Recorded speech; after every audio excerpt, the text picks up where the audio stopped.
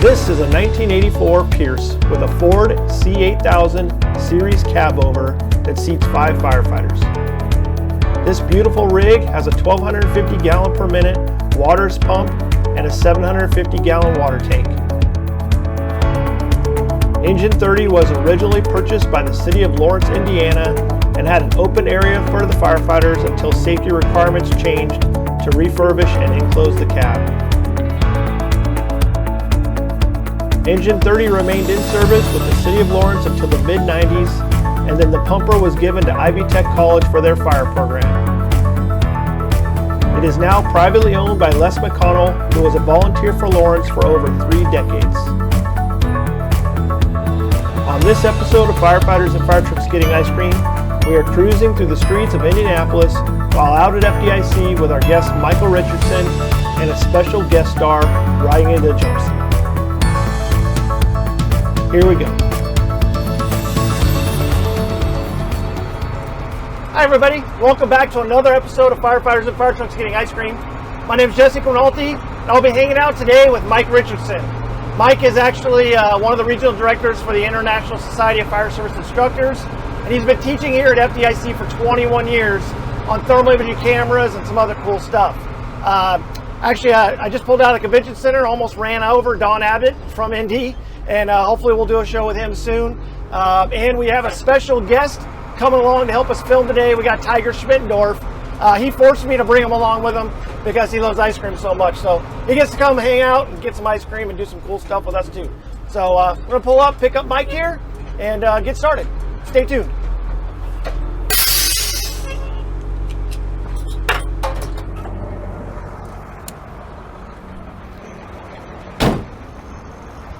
Hey, buddy. Hey, Jesse. What's going on? Imagine running into you here, right? You want to go get some ice cream? Yeah, great idea. Have you ever had ice cream before? It's like this frozen cool treat. Yes. Like yes. firefighters eat it all the time. Yes, yes, yes. What's better than FDIC and ice cream? I actually thought that's what the IC and FDIC stood for, isn't it? Fire Department and Ice Cream? Very good point. Very good point. I don't think Bobby wants to hear that, but I thought that was actually the case. So we probably should have more ice cream machines and fire stations than popcorn machines. So. Well, yeah, hanging out with our guest videographer Tiger today. We went to get ice cream last night. Weird, and to try the place out because you have to test. Sure. You have to test it out. Sure. And amazingly, a couple of years here, he did this thing called like Get the Scoop on firefighter cancer. And wow. took over an ice cream place and did like an ice cream social. So right. No. Yeah, great cool idea for a very important topic. Yeah, great. For sure. So, all right, well, let's go get some ice cream and great. Have a good conversation. I think that there's going to be a lot of great conversation. Good. I didn't expect anything less, and that's why I brought you on the show. So. Appreciate it. All right. Now I've just got to uphold my end of the bargain. Get in the ring. Run him over. I almost ran over Don Abbott just now. Now I'm going to run over Tiger. It'll be a 2-for-1 special.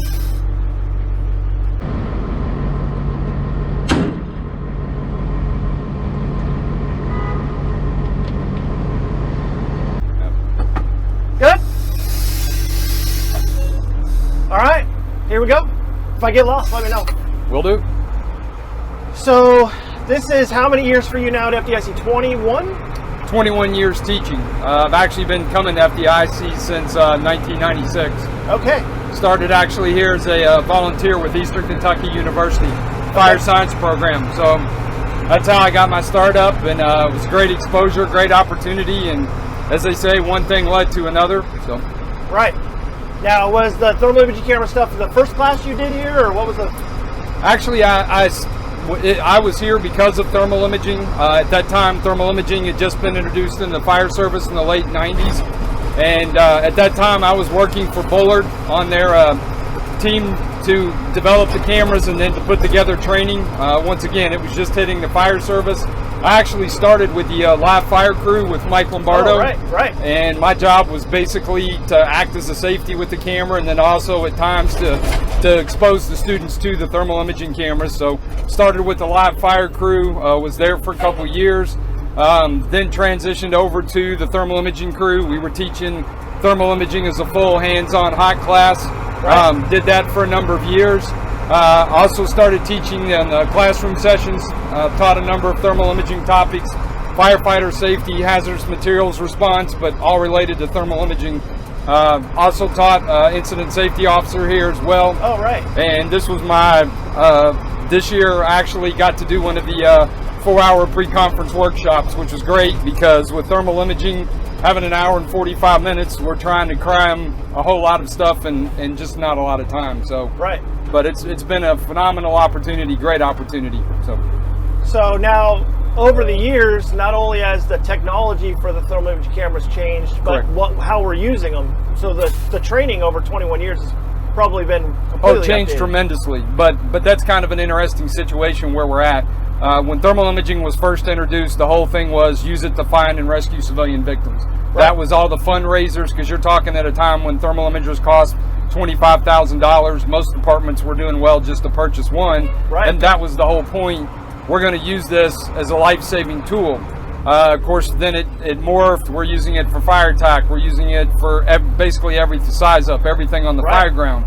Unfortunately, there's been some research done recently, and we're finding we've got some issues. There was a survey done in 2020. You can find it in Firehouse on Firehouse Magazine's website. It was sponsored by Avon Thermal Imaging. But they surveyed about 800 thermal imaging end users, and unfortunately the results were not good. I would say about only 30% of firefighters are aware that there is an NFPA standard for thermal imaging training. Okay. So 70% of the fire service knows nothing about that standard, and if we don't know the standard, what kind of training are we even doing? The other thing that survey revealed is that only about 30% of firefighters are getting 1 to 2 hours of training a year. The other 70% are basically getting none.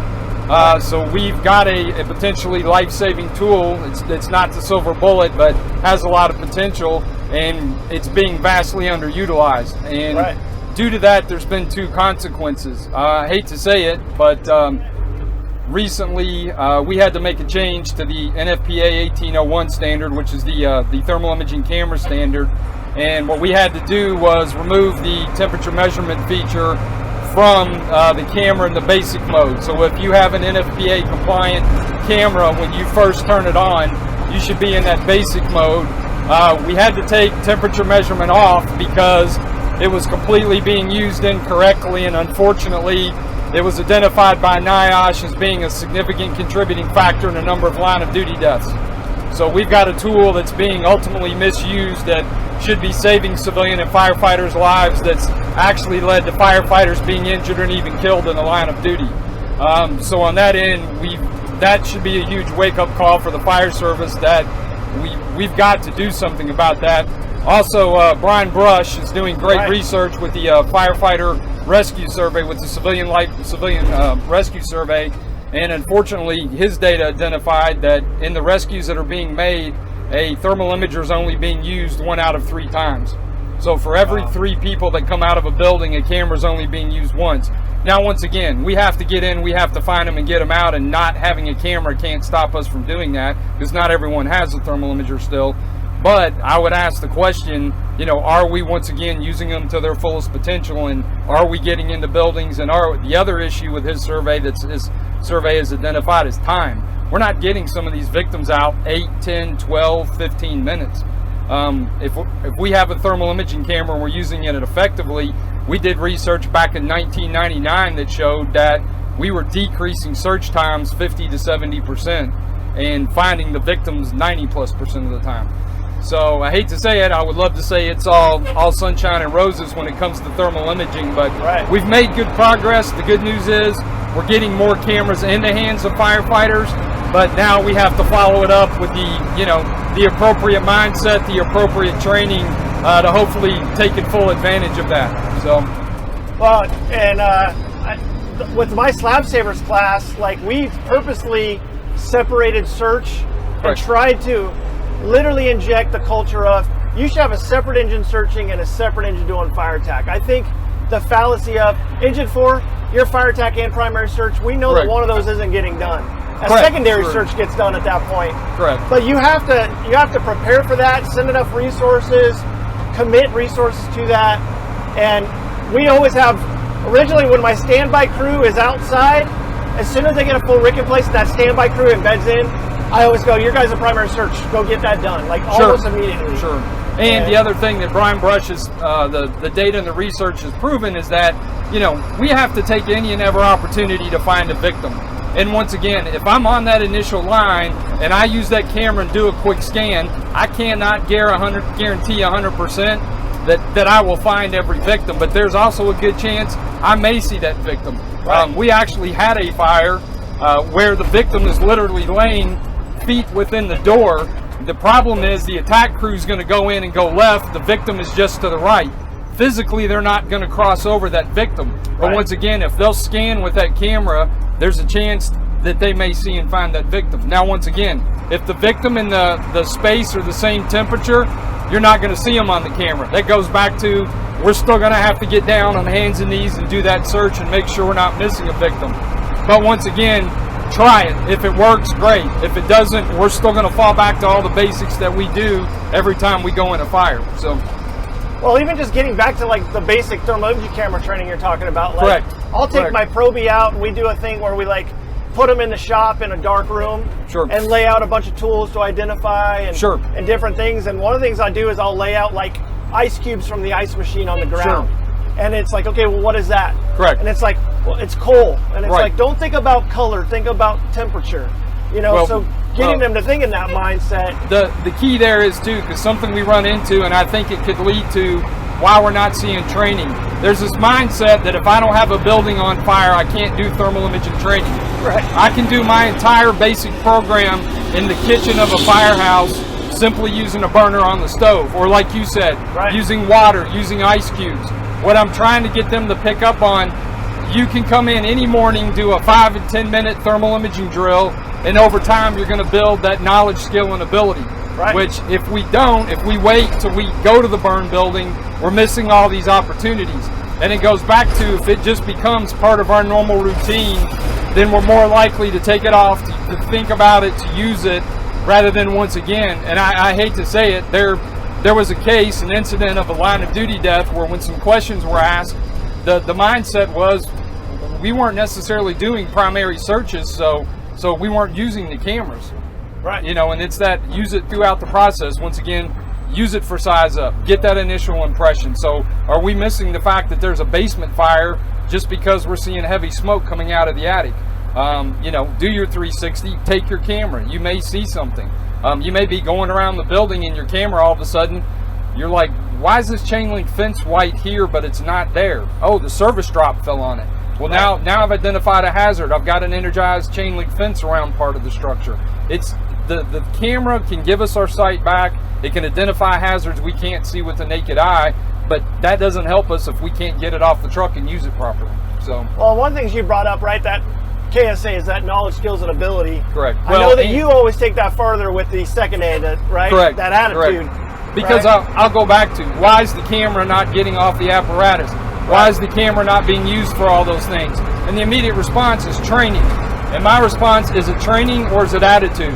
Is it a mindset? You know, anything we do in training, the first thing we have to do, and whether you want to call it, most people call it motivation, but buy-in. You know, why am I going to pay attention to this? Why is this important? Why do I need to know this? And as adult learners, if you can't show me an immediate benefit, I'm not interested. So, and we have people who use cameras for many years, or didn't use a camera, who, you know, you have to change that mindset. Hey, I was putting fires out and finding victims for many years without a camera. You know, why now all of a sudden am I going to change that?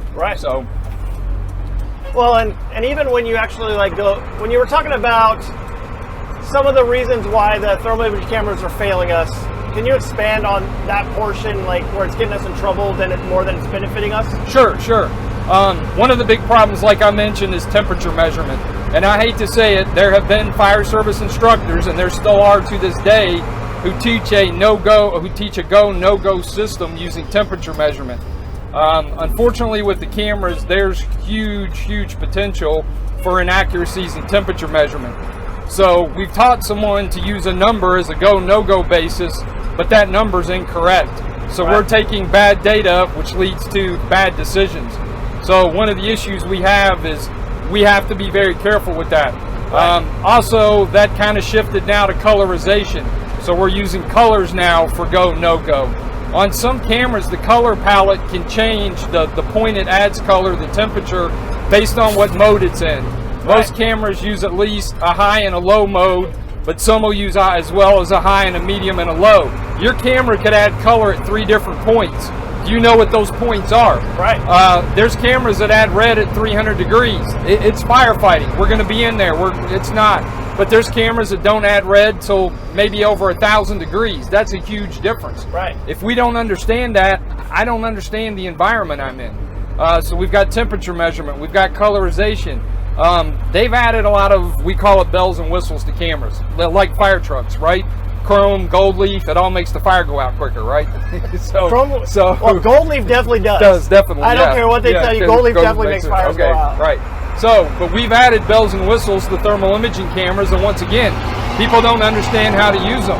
Right. And if we don't understand how to use them, they either, potentially discourage us from using it because I don't want to hit a button on this camera because I'm going to screw it up.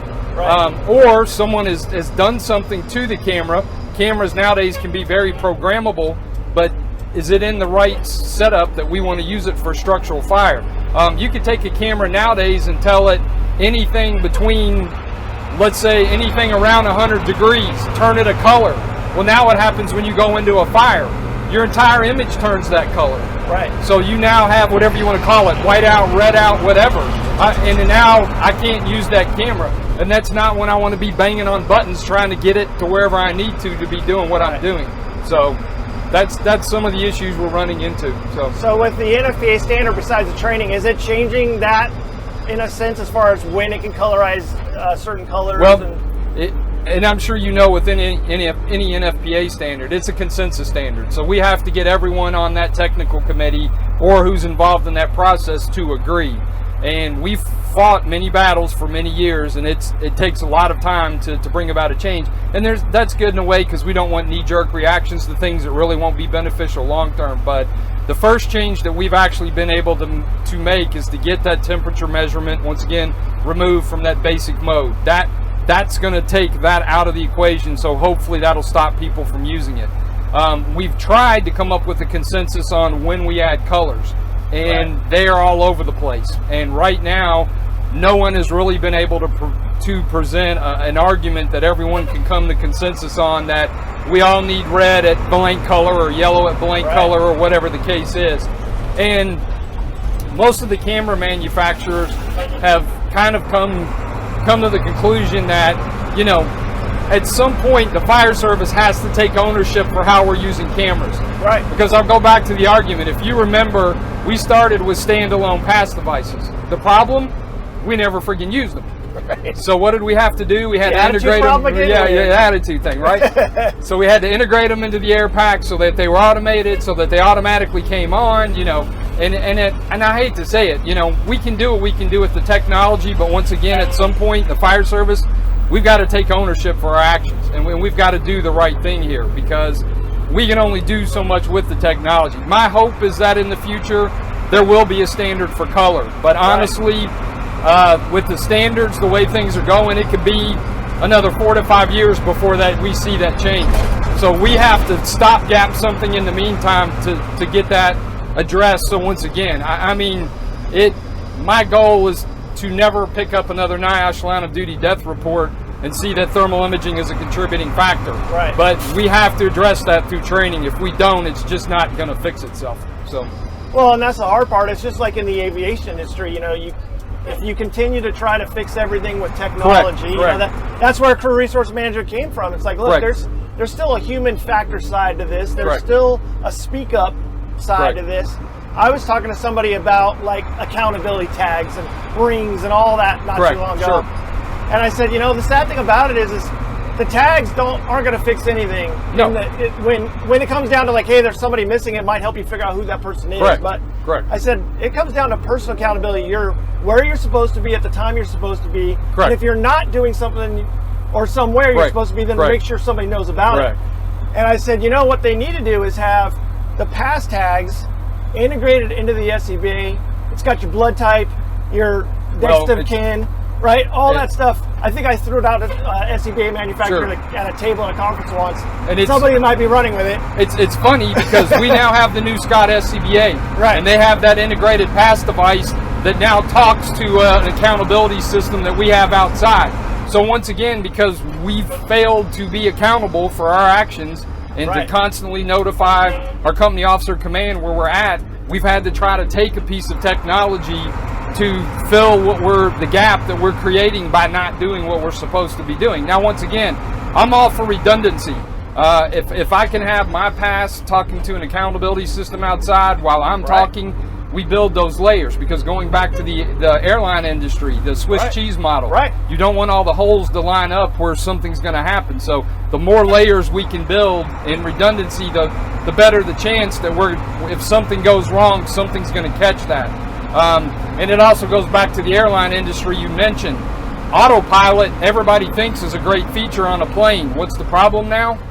Pilots can't fly planes because they don't fly them anymore. So you get in, you flip the switch, it takes care of everything. You're losing that experience, those sets and reps. So once again, and one of the speakers here talked about this week at FDIC and said, you know, technology can lead to and enable problems because we're not forced to do the things we need to do. And then if that technology fails or something, it's not there.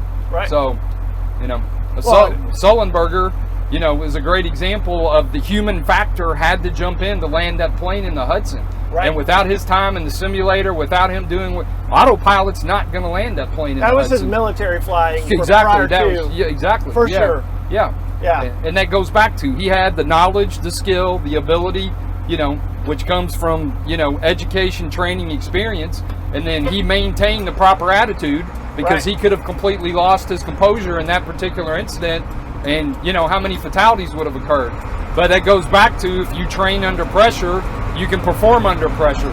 Well, for years he was teaching crew resource management. Sure. And even he was teaching the second model, where he was teaching crew resource management in the second mode, where they were actually getting complacent against CRM, if you will.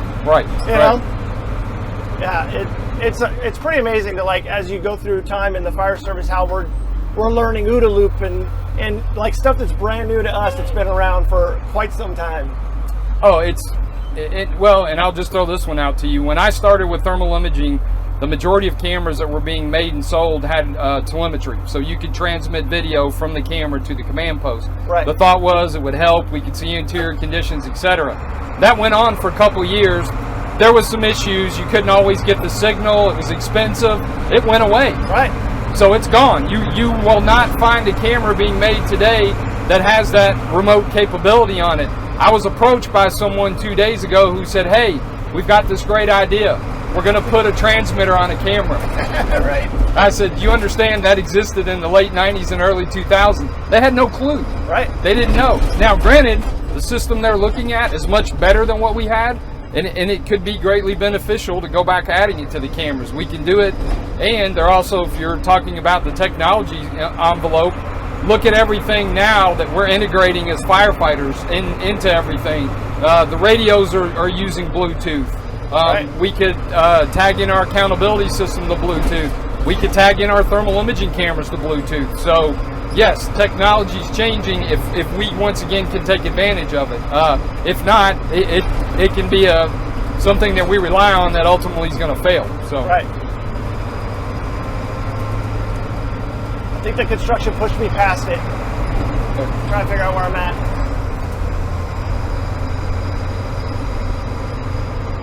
Hey Tiger, can you get us there? I think the construction pushed me past it. There yet? I'm not gonna lie, these old leather seats are getting awful hot back there. I need some ice cream. All right, I think I passed it because of the construction. Can you jump? Don't make me come up there. I know you want to come up here. I'm sure it's a lot cooler up here. I think I'm lost, dude. Can you jump on a map? We're lost. Yeah. Hold on. You needed to go up Massachusetts Avenue. I'm on Massachusetts, ain't I? No. Ah, shit. Alright. So, somehow along the line, right, I was actually talking to Phil Ambrose about this the other day, like him being at FDIC so many years ago, he found that niche of hazmat that nobody Correct. wanted, you know. And Correct. I give him shit for it all the time, but Correct. you found literally the niche in thermal imaging camera early on to be here for 21 years. Correct. Yes. How has FDIC changed, and what do you think the future is, like where we're going forward with that? I think that's one of the keys. If you're looking to be able to break into or to get into FDIC as an instructor, that's definitely one of the keys is find something that someone else isn't doing. And with the new emerging technologies, there's so much change in the world going on that's impacting the fire service. We were just talking about all the technology. Right. There's so many topics out there that as the fire service, we need education, we need training. And so if there's something out there, or it could be a fresh approach or a fresh look. Right. Once again, everybody would say, well, we've been doing forcible entry forever. Well, if you look at the guys that are doing respectful entry, the coastal fire, it's phenomenal because it's a whole different approach to forcible entry. We don't have to walk up to every door and destroy it with tools. Can we come up with other ways to get in, and then keeping up with the new types of locking mechanisms? So look around, find something new, find something different. And for me, I right place at the right time. I used thermal imaging initially in the military. I went into the Army straight out of high school, and was doing that before I got into the fire service, so I had some exposure and experience. Right. My department I started with in New York was in Syracuse, DeWitt. They had a camera from day one, and that was just luck that they did. So I was exposed to all that early on. And if you want a historical throwback, Ron Moore, when they were doing the American Heat series, Right. the first thermal imaging video training that was done in Syracuse. Ron did it there and was part of that. And then Safe IR, which was the first thermal imaging training company really to come about with the Cairns Iris, was very fortunate to be able to work with them. And then being in Kentucky, which is where Bullard was at, and being at EKU, I did a lot of research on thermal imaging while I was at EKU. So sometimes just all the dots line up, and Right. I would love to say it was some grand intentional master plan, but that's the thing. Sometimes things fall in the right place, and things I'd like to think happen for a reason. But that's the key: is what are you doing in the fire service, or what do we need to do in the fire service that we're Right. not, and how can we fill that gap? How can we fill that need? I've been to probably 50% of my classes this year at FDIC were things I'd not heard before. So once again, that's the key: is we need to hear those new things, and some of that is coming from outside of the fire service, like crew resource management. Right. That came from the air. There's been some decision-making classes that once again come out of crew resource, that come out of that. Those are the things I would say is, broaden your eyes, open up your scope, look at those things, and then and crawl, walk, run. I didn't start my first thing with thermal imaging at FDIC. Once again, I started in other places, and that's the key: is start at a local level. Work with your department, go to regional fire schools, go to things like that. Work with, and the thing today is people have access. For example, could you have done this show 10 years ago? No. So everybody has access to things nowadays with blogs, with those podcasts and those types of things. Take advantage of that and put your message out there. And if it's truly a solid message, then it's people are going to pick up on it. People are going to follow it. So Yeah. Well, and you talked about coastal fire training. I sat in John's class the other day. right, And it's amazing, like what he's doing with stuff that we've known all along. correct, It's- sure, It's literally going back to good firemanship and knowing how to get through doors that Correct. we have forgotten. correct, And he's bringing back some of the old school tricks and some new ones. correct, sure, Watching him talking about getting through electronic sensor doors Correct. the other day with a can of dust off was Correct. amazing. correct. Because we would show up and start with a Halligan and an axe. If that doesn't work, we're getting bigger tools, we're getting whatever, and Right. we will literally spend 10 minutes beating the living crap out of a door that with proper Right. technique we could have gotten through in seconds with little to no damage. So, Yeah, for sure. and that's the key, going back to knowledge, skill, ability, and attitude. You know, are we building on that and working on that? So, Yeah. Want to get some ice cream? yeah, sounds great. Let's do it.